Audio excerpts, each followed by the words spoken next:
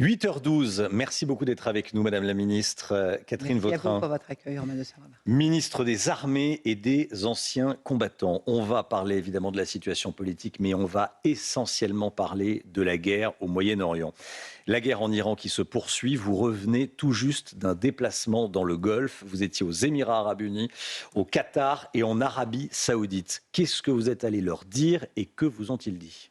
Mon voyage avait deux objectifs. Le premier était bien sûr de rencontrer mes homologues sur place. Le second était de rencontrer nos troupes, puisque nous avons des troupes prépositionnées, notamment aux Émirats Arabes Unis.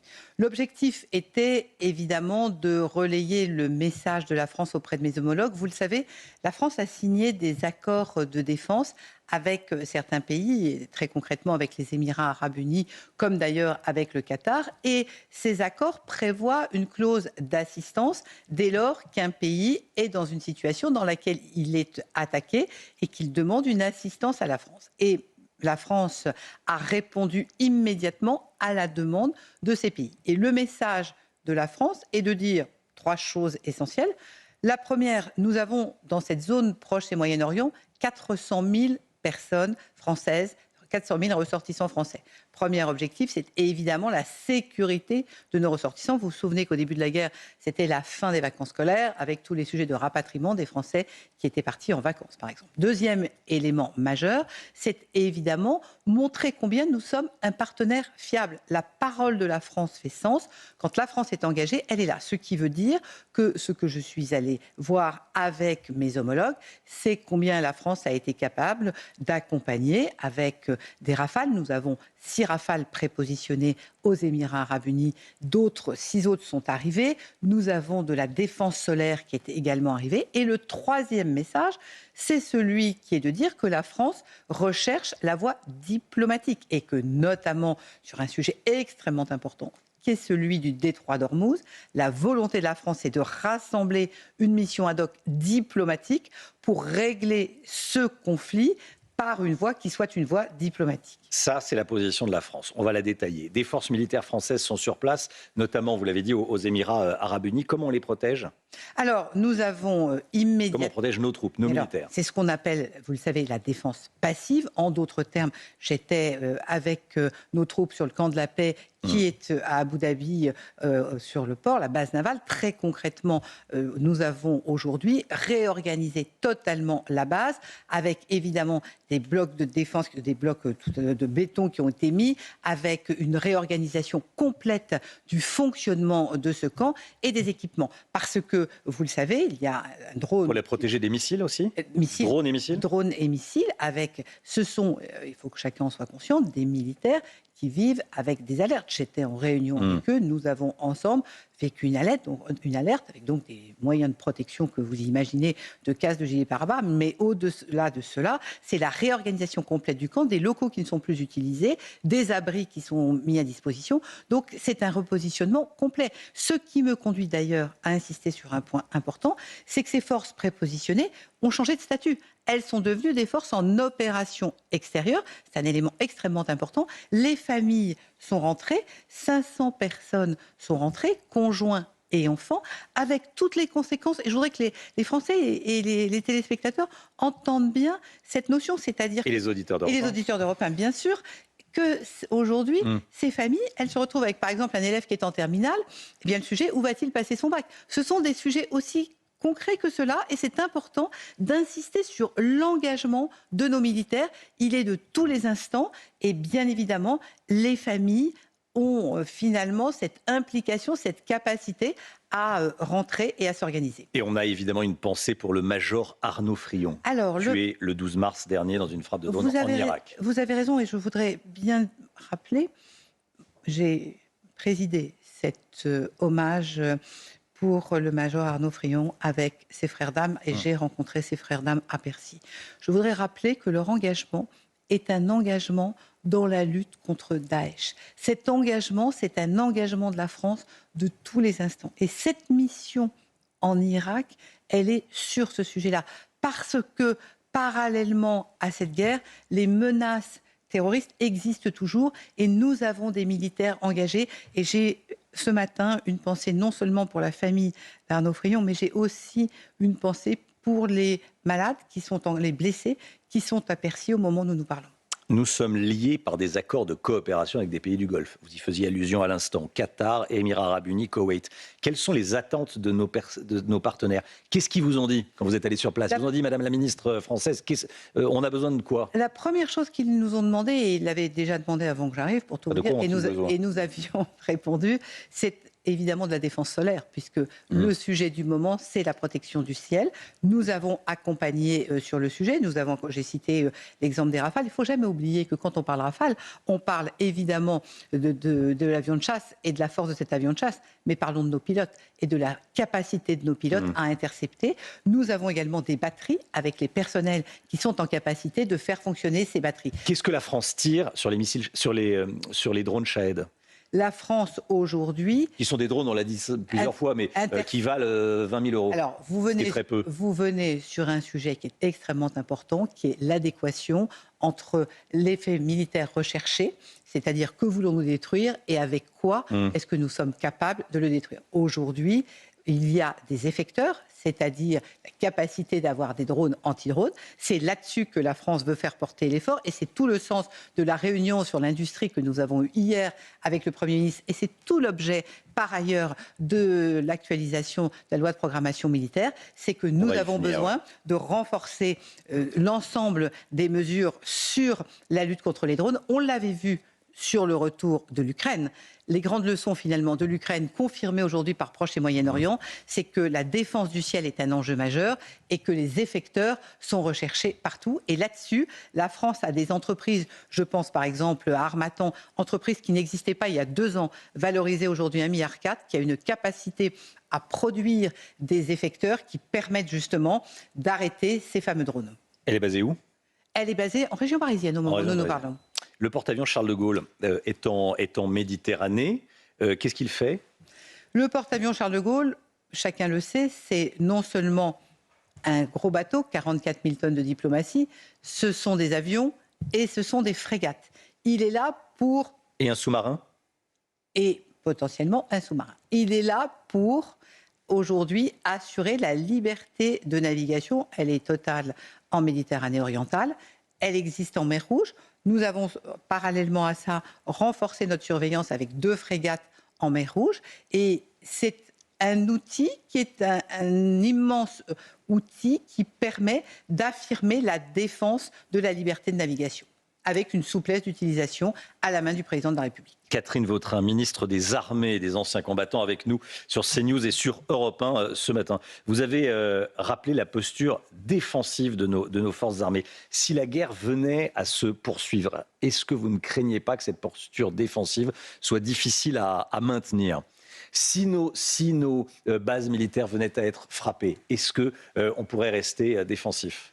L'objectif, je le redis, c'est réellement de faciliter la voie diplomatique, d'où la notion de défense. Et les Français ont compris, mais c'est compliqué. Cette guerre n'est pas la nôtre. C'est important de le rappeler. Nous ne sommes pas partis à cette guerre. Nous devons nous défendre très concrètement et c'est la raison pour laquelle la stratégie de la France est de multiplier les contacts. Et vous avez eu hier une réunion extrêmement intéressante organisée par le chef d'état-major des armées avec l'ensemble de ses homologues de 35 pays. L'idée étant précisément, là encore, de travailler stratégie défensive. Donc la volonté, c'est réellement cette approche diplomatique qui est la seule qui peut garantir un retour à la paix et à la liberté de navigation, puisqu'il est important que chacun comprenne que si on parle d'Ormuz matin, midi et soir, c'est parce que Ormuz, c'est 20% du trafic mondial, et que donc les conséquences sont des conséquences pour les Occidentaux, mais également des conséquences pour le Japon, pour l'Inde. Nombreux sont les pays concernés, et c'est absolument majeur qu'on arrive à trouver une issue. Catherine Vautrin, le secrétaire d'État américain Marco Rubio, est en France en ce moment. Il a atterri hier au Bourget pour rencontrer ses homologues dans le cadre du G7.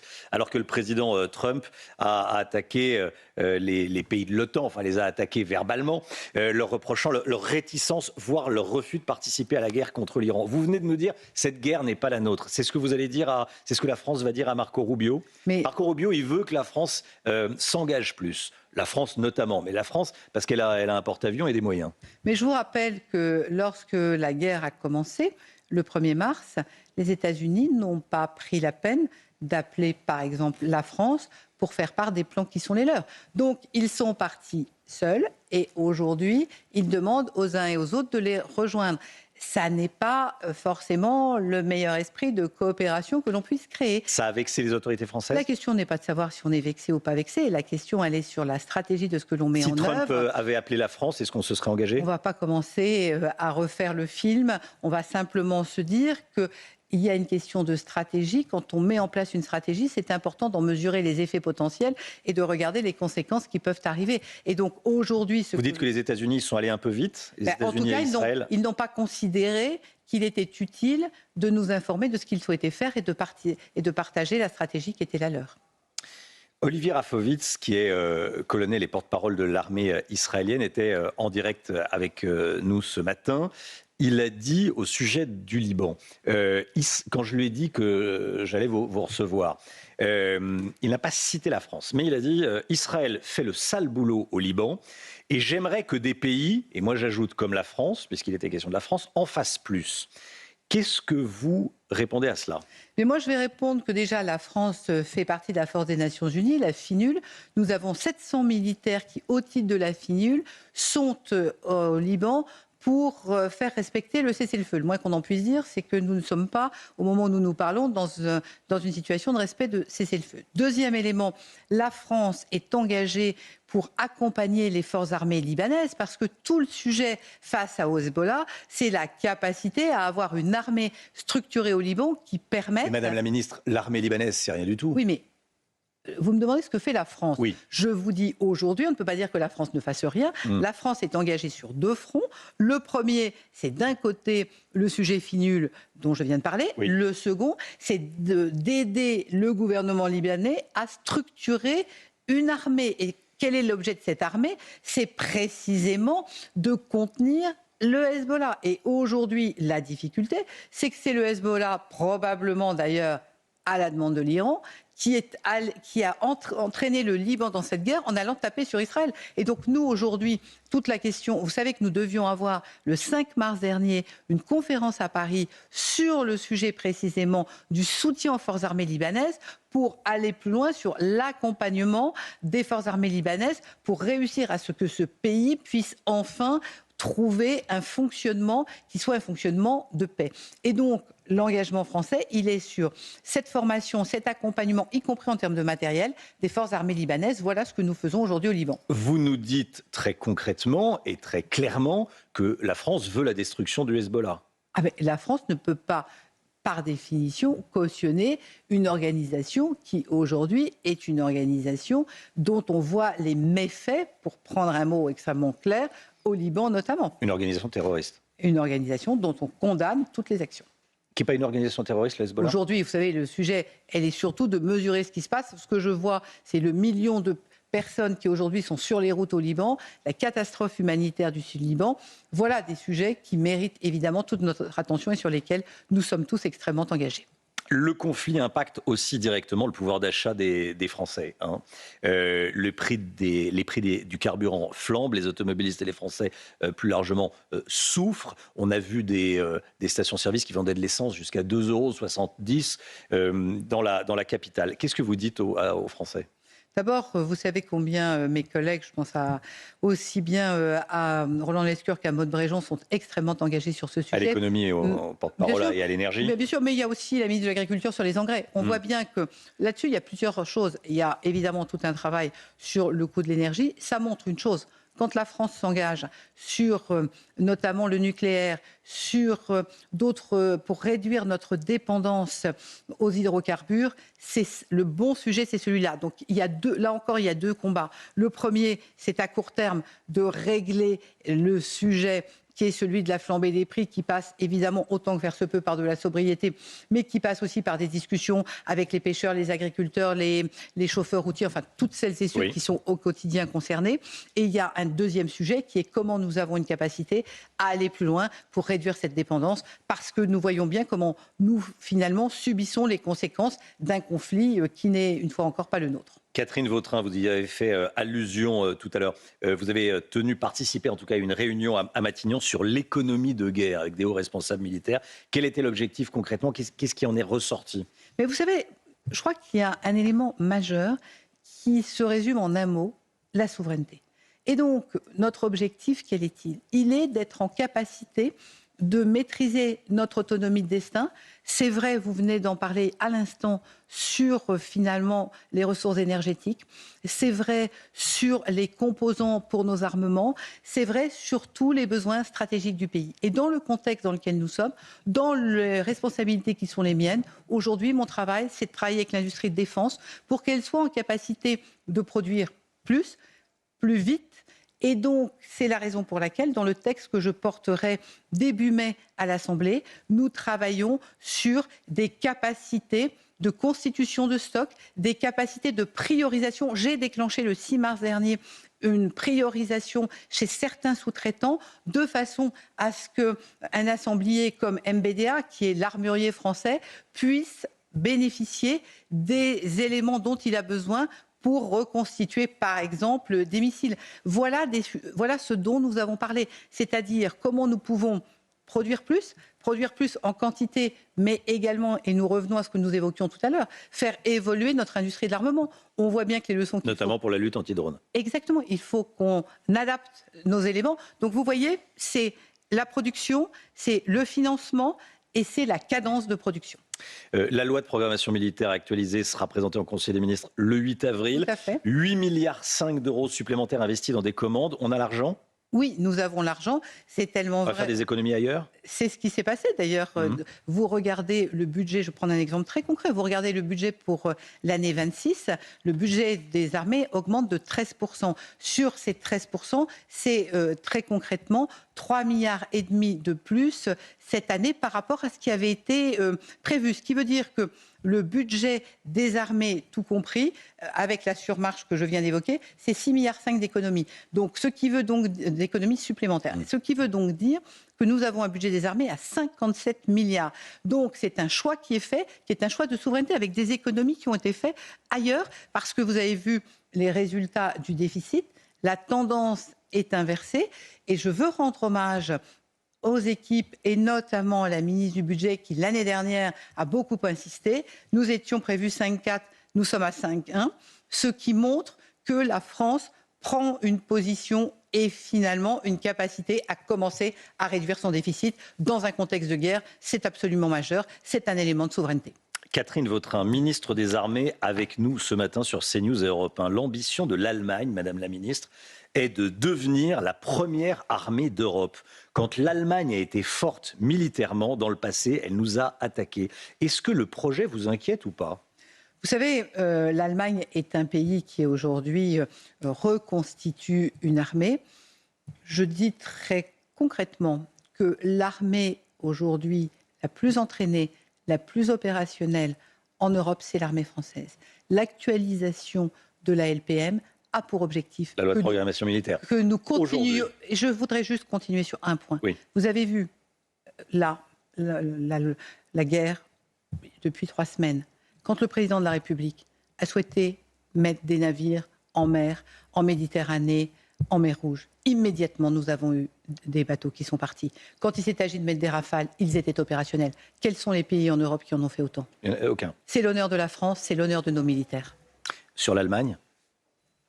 Regardez, nous verrons ce qu'ils font. Pour l'instant, ils en sont à des processus de recrutement. Vous voyez, il y a encore un petit peu de marge. Je voulais vous entendre également sur la situation politique française et sur ce qui s'est passé dans des mairies France Insoumise où les maires perdants, de droite comme de gauche d'ailleurs, ont été hués, ont été chassés, ont été violentés. Quelle a été votre réaction quand vous avez vu ça? Inacceptable. Inacceptable. J'ai été élue 6 fois dans un conseil municipal. Je suis une élue de territoire. La force de la démocratie, c'est de permettre des alternances quelles qu'elles soient. La règle de la démocratie, c'est de reconnaître le suffrage des électeurs. On respecte celui qui a été choisi hier dès lors qu'il a fait son travail correctement. Et quand on est correct, on sait assumer des transitions. Et quelque part, ces attitudes sont dangereuses. Elles mettent en danger notre République et ses fondements démocratiques.